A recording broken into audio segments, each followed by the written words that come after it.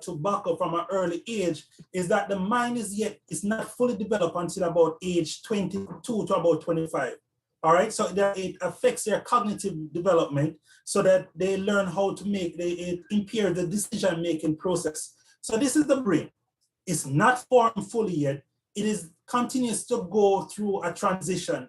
Like adults use the frontal part of the prefrontal cortex part of their brain.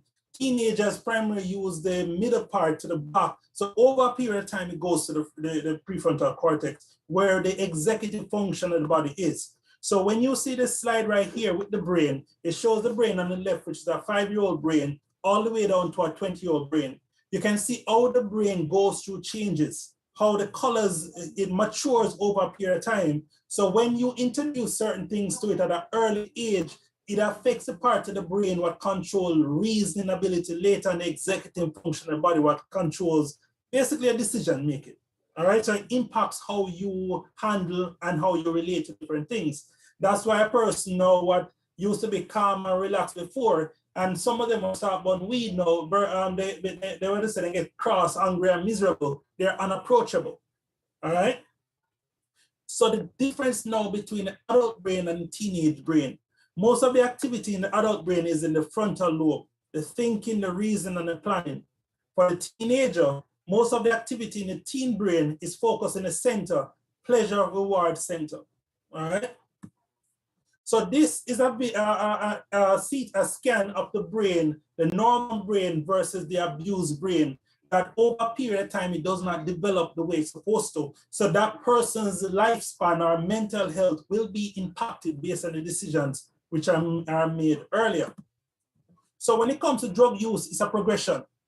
You either just wake up one day and you're addicted to cigarette, or you're addicted to ganja, or you're addicted to alcohol. It's a process that most persons go through where there's no use, then they move to experimentation, then to regular use, to abuse, dependency, and addiction.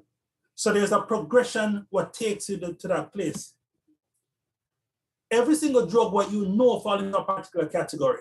So we're just only going to look at two categories right now, because you mentioned earlier when it came to the inhalants, the glue, the gasoline, the camphor ball, all of these different things what persons like to smell. So those also affects the body. So when it comes to a stimulant is a drug what increases your nervous system. So like, for example, when you drink an energy drink, you feel like you have a lot of energy. The next one now is depressant. So a depressant drug slows down your central nervous system. So they're opposites. One speeds you up and one slows you down. So for persons, there was a song many years ago I talk about mixed drinking rum and Red Bull. The danger with that is this: one increases the heartbeat and one slows it down. So when you combine the two of those together, it actually impacts how your body regulates itself. And it actually could be dangerous, because there has been death reported in the past because of that mixture. When it comes to the addiction of when you become addicted to a substance, the first priority is the drug, nothing else. Not to your parents, not to your family, not to your loved ones, not to your job, nothing at all. The first priority is the drug. So that's why persons have to sell what they have, goes into prostitution, every single thing just to get the drug, because the body craves it, because the body wants it. So you do everything just to satisfy that need. So negative consequences occur in order. 1, interpersonal relationships suffer. Productivity declines. Self-esteem plummets. Health problem emerges or worsens. Legal problems can occur at any time. The addiction risk factors are genetics, young age of onset. What we mean by that is the earlier somebody start using drug. Like you've seen in the video, we have two children who started before they were 5 years old. Childhood trauma, whether through violent or sexual, learning disorder, persons who are experiencing mental illness, whether depression, bipolar, or psychosis. So they use these affect them in different ways. The addiction cycle is this. The cycle of addiction is created by changes produced in the brain chemistry. That's why it's called a brain disease from substance abuse. It is perpetrated by physiological, psychological, and emotional dependency. The cycle of addiction continues unrestrained until some type of intervention occur. That intervention can be self. The person will say, you know what? Me not like when me there. My life out of control. I never take back control of my life.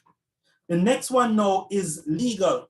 You get in trouble with it. So basically, it's in front of the court mandates that you need to get counseling. So you start from there, or your family member is seeking help for you. So the cycle of addiction is very difficult to break once you get inside of it. And also what affects that is also the drug choice, because different drugs have different, it keeps you in that cycle longer. All right, so the cycle is shame and guilt, efforts to abstain, internal and external triggers, cravings, anxiety, alcohol and drug use. You come out of it, then you just keep going round and round. There are two types of addiction. Substance addiction, there are two components of substance addiction. There are physical dependency and psychological dependency. For example, alcohol is a physical dependent drug. Meanwhile, ganja and tobacco is alcohol for a period of time.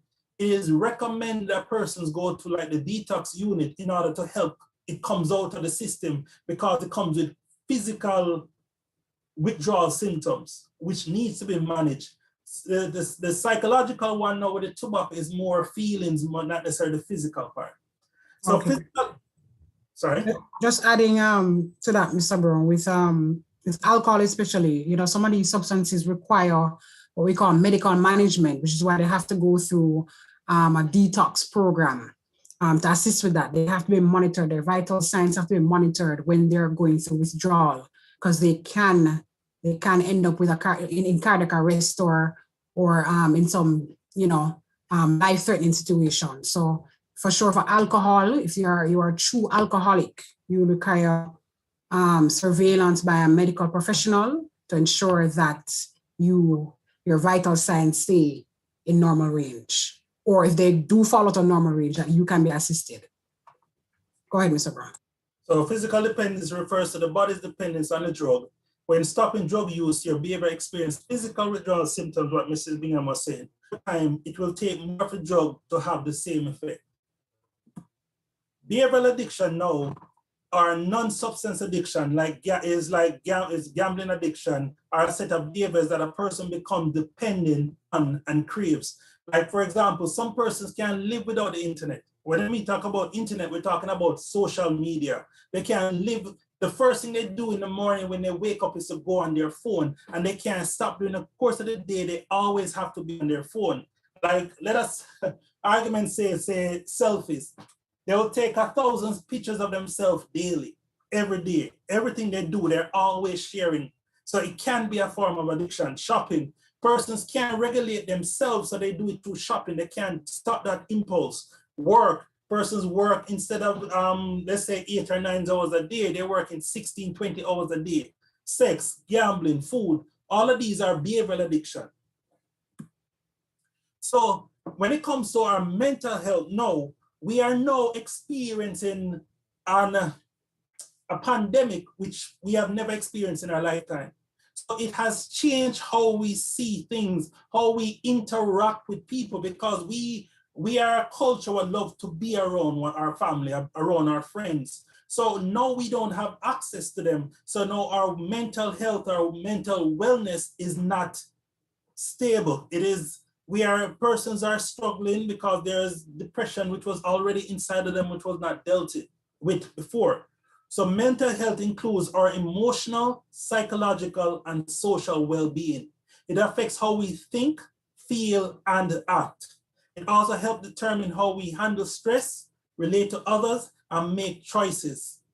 Mental health is important at every stage of life, from childhood, adolescence, through adulthood, right? So because now we have all these things going, persons use drugs to try and cope with their situation, because they never learn healthy coping strategies growing in their developmental years. So they learn how to cope now using whether ganja, cigarette, or alcohol. It's just a means of coping with their mental health state because of the different things that they're facing. The Caribbean, when it comes to, these are some of the Caribbean data, what shows that the youth are the most vulnerable group.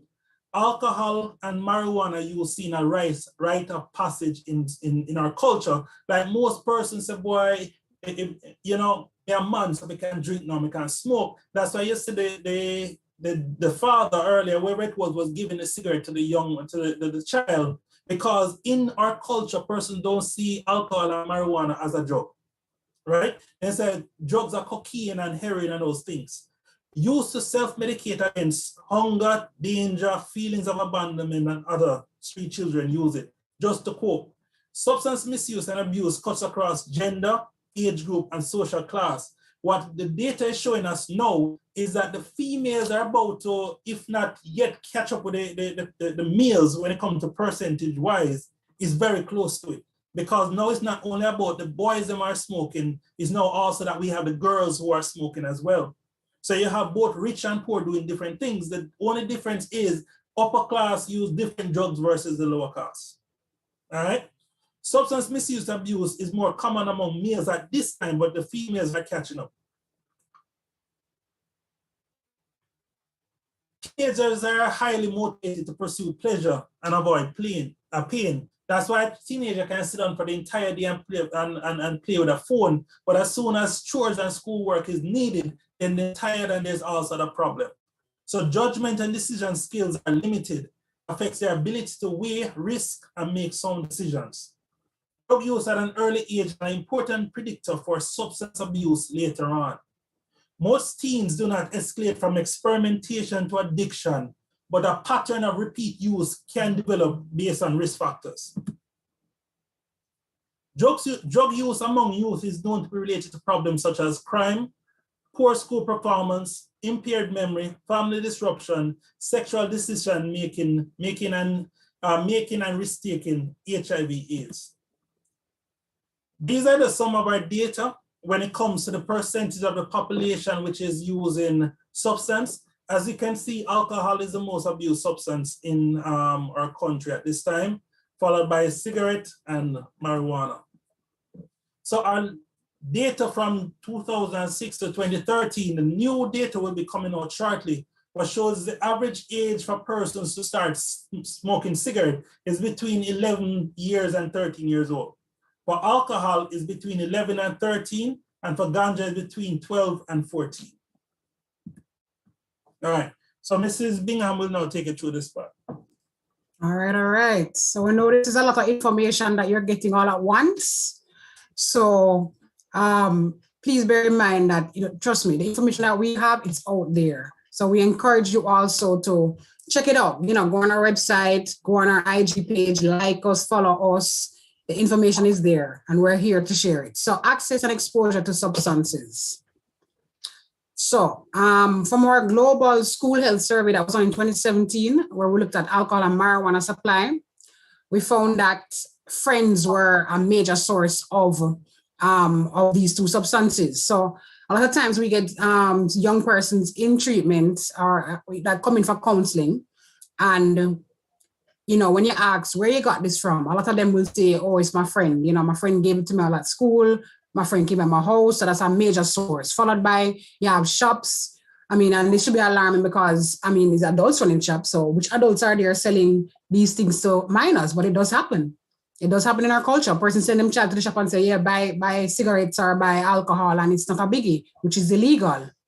You have other sources too. And this would include 9 nights. A lot of persons do say that, 9 nights, when they went on 9 nights, this is when they got their first experience drinking alcohol. The adults are there all over the place, kind of busy, and, they don't have no time to pay attention to the young people. A lot of times, the 9 nights is when they engage in drinking or smoking. Go ahead, Mr. Brown. So in terms of the location too, social events, and this should not be alarming to anyone. Social events here in Jamaica is where a lot of young persons do get exposed. Yes, 9 nights, doubly demonic. Yes, so social events where a lot of persons do get exposed to drinking, especially binge drinking happens a lot at these parties or with sporting events is the second one. So social events are definitely a high for us in terms of where you find substances being used. Home is a high one too. There's easy access there, of course. thank God we have school being low, but Hope is definitely one of those places where, you know, parents are there and they have the alcohol, they have the cigarettes because they are using themselves, and they don't recognize that the children are actually using their substances. You know, they're not very aware. A lot of times adults will say, oh, you know, when they was there drinking out the alcohol, the bottle was there in full, but them add water back into the bottle and they never even know. So parents have to be really heightened and alert to what's going on around them. And furthermore, they shouldn't have these substances around the children in the first place, that they can have access to them. Go ahead, Mr. Brown. So tolerance, which Mr. Brown spoke about earlier, state in which an organism no longer responds to a drug. And I can tell you about clients who they are, you would say, a full-blown alcoholic, yeah? And they will drink 10 beers. You try 2 beers and you would fall over. But this individual can drink 10 beers and they're driving like normal, speaking to you like normal, because their body now does not respond to that alcoholic substance. It's not, their blood alcohol level is very much high, but it doesn't have any effect on them. So dependence now, state in which an organism functions normally only in the presence of a drug. So they have to have this drug to function, quote unquote, normally, right? And what you see in terms of the withdrawal symptoms, it's physically manifested in terms of they might be sweating, they might seem very agitated, their palms are sweating, they seem very nervous, on edge, they have a headache, all kind of stuff like that. It comes down to withdrawal symptoms. Now, in our line of business, we have to pay close attention to risk and protective factors, especially for our young persons. So what is said is that the more protective factors you have, it tends to lead you down a road that is a little bit further away from being engaged in any kind of drug use or substance use, right? So we look at protective factors such as parental involvement, you know, a home where the parents are involved or some adult is involved, consistent discipline, not on and off, extracurricular activities, which are always important, acceptance of conventional norms to say substances are harmful and dangerous, stay away from them. And of course, strong bonds to school and church. So those who are involved in these type of activities we tend to say they're inoculated or protected from engaging in any kind of substance using behaviors. While on the other side, risk factors, engaging in antisocial behaviors such as gangs, no parents in the household, drugs being easily available, poverty, peers who use, failing in terms of academic rise out of school, poor coping skills, and low risk perception. You don't think that the drug is dangerous, you know, you don't see any harm in it, you're going right on ahead in it. Go ahead, Mr. Brown. So health consequences. Now, of course, you can't talk about substances, we're talking about the health consequences. So we're going into tobacco. Now, tobacco is smoked in Jamaica. It's one of the most popular forms of substances in Jamaica. While we might look at ganja and all that, tobacco is one of those that is the most popular form. Cigarettes, that is. So tobacco smoking is a practice of burning tobacco and ingesting the smoke that is produced. The smoke may be inhaled and is done with cigarettes. Like I said before, there's also a time we had BD that was trending. Now what is trending is grabber, right? And that's tobacco. Go ahead, Mr. Brown. So here it is, a tobacco plant. We've never seen that before, and it's grown. It's like that. And it's also grown in Jamaica for those who don't know. Yes, it is grown in Jamaica, and they grow it and they dry it, and it's used popular now.